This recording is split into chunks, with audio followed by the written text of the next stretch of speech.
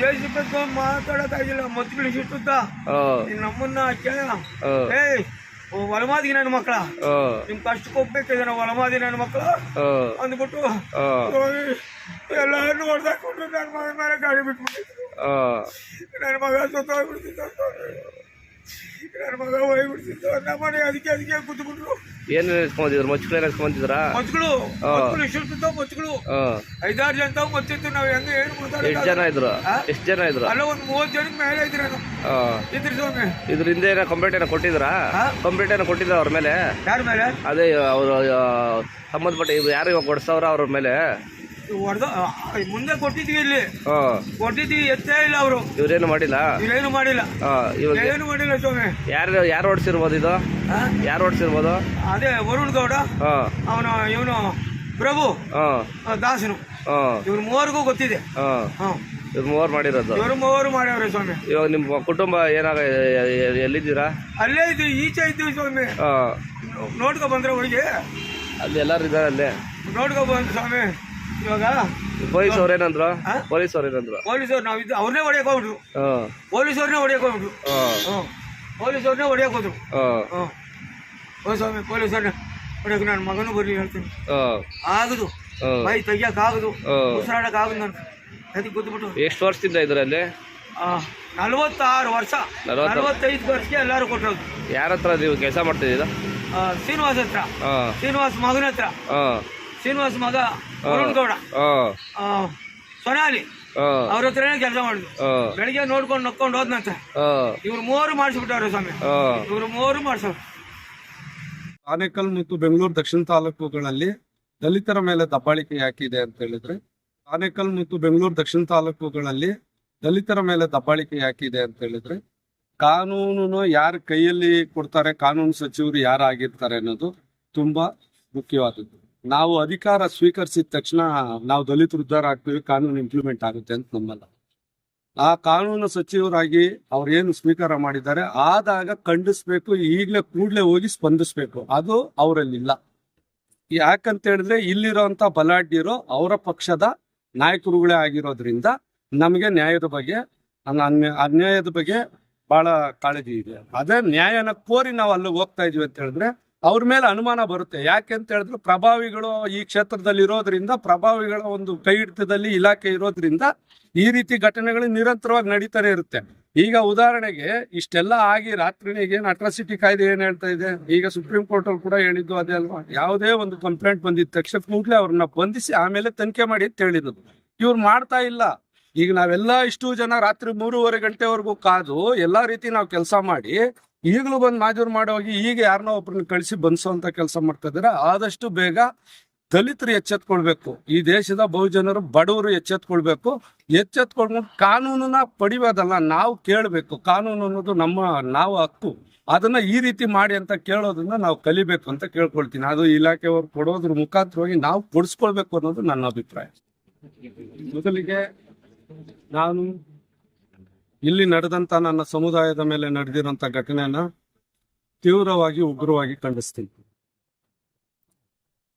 ಯಾಕೆ ಪದೇ ಪದೇ ಈ ಎರಡೂ ತಾಲೂಕು, ಆನೇಕಲ್ ಮತ್ತು ಬೆಂಗಳೂರು ದಕ್ಷಿಣ ತಾಲೂಕುಗಳಲ್ಲಿ ದಲಿತರ ಮೇಲೆ ದಬ್ಬಾಳಿಕೆ ಯಾಕಿದೆ ಅಂತ ಹೇಳಿದ್ರೆ, ಇಲ್ಲಿನ ಕಾನೂನಿನ ಸುವ್ಯವಸ್ಥೆ, ನಾಯಕತ್ವ, ಕಾನೂನು ಅನ್ನೋ ಒಂದು ಅಸ್ತ್ರ ಬಲಿಷ್ಠರ ಕೈಯಲ್ಲಿ ಹಿಡಿತದಲ್ಲಿ ಇದೆ ಅನ್ನೋದಕ್ಕೆ ಮುಖ್ಯವಾದ ಕಾರಣ.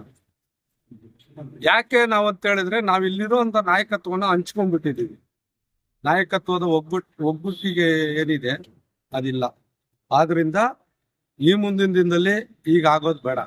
ಏನು ನಾಯಕತ್ವ ಇದೆ ಅದನ್ನ ತಗೊಂಡು ನಾವು ನಿಮ್ಮ ನಾಯಕತ್ವದ ಪ್ರಶ್ನೆನೇ ತಗೊಳಲ್ಲ. ಇಲ್ಲಿ ನಡೆದಿರುವಂತ ಘಟನೆನ ನಾವು ಗಮನದಲ್ಲಿಟ್ಕೊಂಡು ಇಲ್ಲಿನ ಪೊಲೀಸ್ ವ್ಯವಸ್ಥೆಯನ್ನ ಮತ್ತೆ ಇಲ್ಲಿ ನಡೀತಾ ಇರುವಂತ ದಬ್ಬಾಳಿಕೆಯನ್ನ ನಾವು ಖಂಡಿಸ್ಬೇಕಾಗಿದೆ.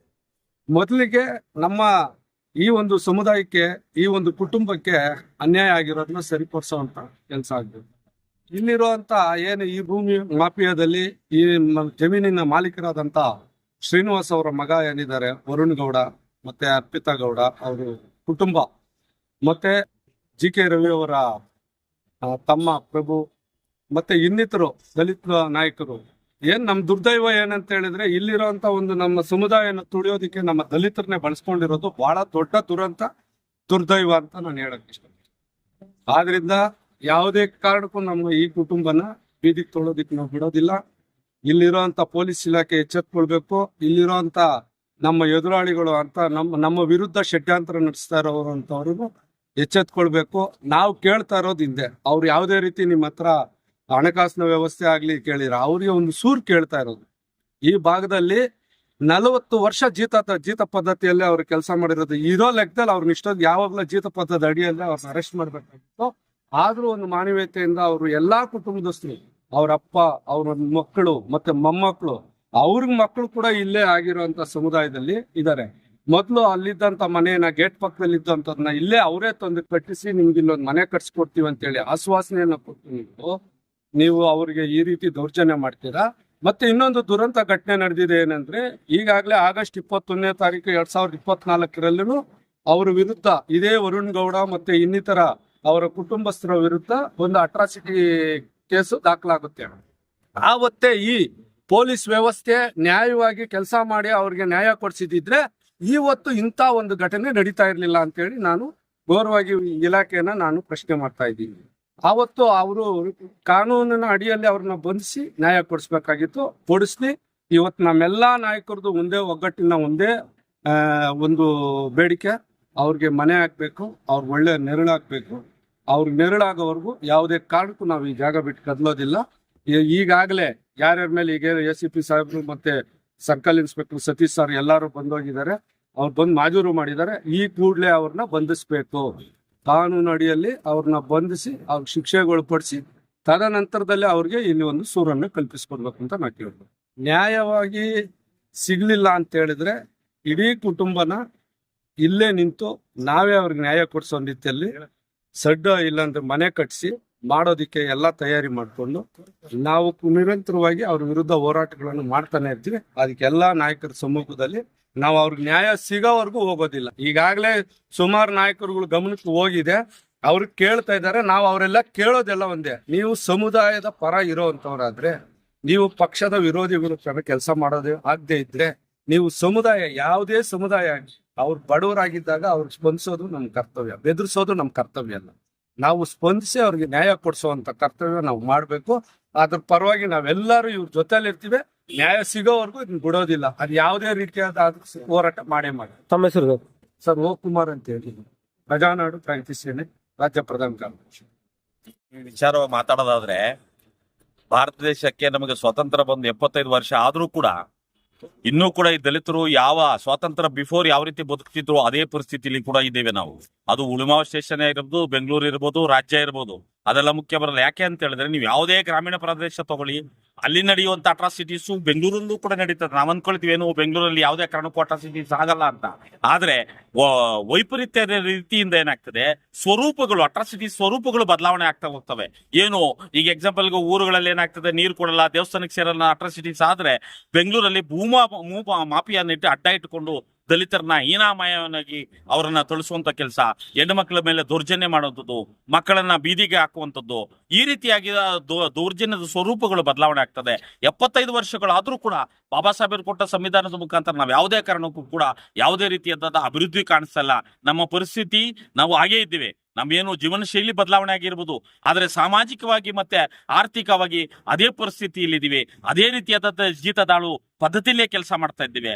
ಈಗ ಎಕ್ಸಾಂಪಲ್ಗೆ ಇಲ್ಲಿ ನಾವು ಏನು ನೋಡಿದ್ದೇವೆ, ಇವರು 30-40 ವರ್ಷದಿಂದ ಇದೇ ಜಾಗದಲ್ಲಿ ಇದ್ರೂ ಕೂಡ ಏಕಾಏಕಿದ ಬಂದು ಒಬ್ಬ ಮೂರನೇ ವ್ಯಕ್ತಿಗಳು ಬಂದು ಅವ್ರನ್ನ ಮನೆ ತಳ್ಳುವಂಥದ್ದು, ಹೆಣ್ಣು ಮಕ್ಕಳು ಇದ್ದಾರೆ ಅನ್ನುವಂಥ ಕನಿಷ್ಠ ಪ್ರಜ್ಞೆ ಇಲ್ದಿರೋ ಕೂಡ ಅವ್ರು ಆತರ ಮಾಡ್ತಾರೆ ಅಂತ ಹೇಳಿದ್ರೆ, ನಮ್ಮ ಮೇಲೆ ಇನ್ನು ಯಾವ ರೀತಿ ದೌರ್ಜನ್ಯಗಳ, ನಮ್ಮ ಅದೃಷ್ಟ ಏನು ಅಂತ ಹೇಳಿದ್ರೆ, ಅವರು ನಿನ್ನೆ ಈ ಮನೆಯಲ್ಲಿದ್ದಂತ ವಾಸವಾಗಿದ್ದಂತ ಮಕ್ಕಳ ಮೇಲೆ ಯಾವುದೇ ಕಾರಣಕ್ಕೂ ದೈಹಿಕವಾಗಿ ಹಲ್ಲೆ ಮಾಡದೇ ಇರುವಂತದ್ದು ಒಂದು ಅದೃಷ್ಟ ಅಂತ ಅನ್ಕೋಬೇಕು.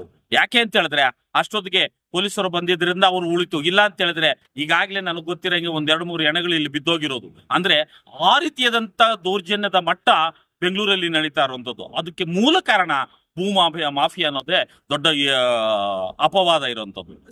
ಈ ಘಟನೆ ಹೇಳ್ತದೆ ದುಡ್ಡು ಎಷ್ಟು ತಗೊಂಡವ್ರೆ ಅನ್ನೋದಕ್ಕಿಂತ ಜಾಸ್ತಿಯಾಗಿ ಈ ಘಟನೆ ಹೇಳ್ತದೆ ಇಲಾಖೆ ಯಾವ ರೀತಿ ಕೆಲಸ ಮಾಡ್ತಾ ಇದೆ, ಮಾಲೀಕರು ಏನ್ ಕೆಲಸ ಮಾಡ್ತಾ ಇದ್ದಾರೆ ದಲಿತರ ಮೇಲೆ ಅನ್ನೋಂಥದ್ದು ಈ ಘಟನೆ ನೋಡಿದ ತಕ್ಷಣ ಗೊತ್ತಾಗ್ತದೆ. ಅದು ಹಿಂದೆ ಏನೆಲ್ಲ ಸರ್ಕಾರ ಸಾಗಿರ್ತದೆ ಅಂತ.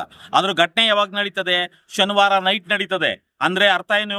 ಇವತ್ತು ಭಾನುವಾರ ರಜಾ ಇರ್ತದೆ, ಯಾವುದೇ ಕಾರಣಕ್ಕೂ ಅಧಿಕಾರಿಗಳು ಕೆಲಸ ಮಾಡಕ್ ಬರಲ್ಲ ಅಥವಾ ಇನ್ನೊಬ್ರು ಕೆಲಸ ಮಾಡಕ್ಕಲ್ಲ. ಇವ್ರನ್ನ ಆಟೋಮೆಟಿಕ್ಲಿ ನಾವೇನ್ ಮಾಡ್ತೀವಿ, ಈ ಜಾಗದಿಂದ ನಾವು ತೆರವುಗೊಳಿಸಬಹುದಕ್ಕೆ ಎಲ್ಲ ರೀತಿಯಾದಂತ ಅವಕಾಶಗಳನ್ನ ಇಟ್ಟುಕೊಂಡು ಇದಕ್ಕೆ ಪ್ಲಾನ್ ಮಾಡುತ್ತಾ ಇರೋದು. ಮೂಲ ಕಾರಣ ಏನು?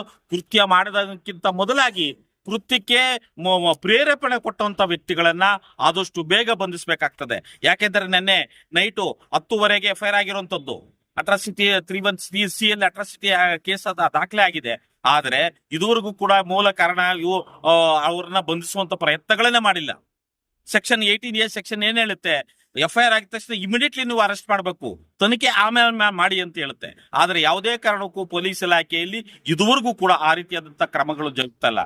ನಮಗೊಂದು ಆಶಾಭಾವನೆ ಇರುವಂತದ್ದು ಏನು ಅಂತ ಹೇಳಿದ್ರೆ, ಈ ಭಾಗದ DCP ಸಾಹೇಬರು ನಾರಾಯಣ ಸಾಹೇಬರು ಇರೋದ್ರಿಂದ ಸಮುದಾಯಕ್ಕೆ ಒಂದಷ್ಟು ಒಳ್ಳೆ ರೀತಿಯಲ್ಲಿ ಕೆಲಸ ಮಾಡ್ತಾರೆ, ಒಂದಷ್ಟು ನ್ಯಾಯ ಕೊಡಿಸ್ತಾರೆ ಅನ್ನೋ ಒಂದೇ ಒಂದು ಆಶಾಭಾವನೆ ನಾವಿದ್ದೇವೆ. ಅದನ್ನು ಕೂಡ ಈಗಾಗಲೇ ನಮ್ಮ ಅನೇಕ ನಾಯಕರು ಕೂಡ ಮಾತಾಡಿದ್ದಾರೆ. ಈಗಾಗಲೇ ಅವರು ಬೆಳಿಗ್ಗೆ ACP ಸಾಹೇಬರೆಲ್ಲ ಬಂದಿದ್ದಾರೆ.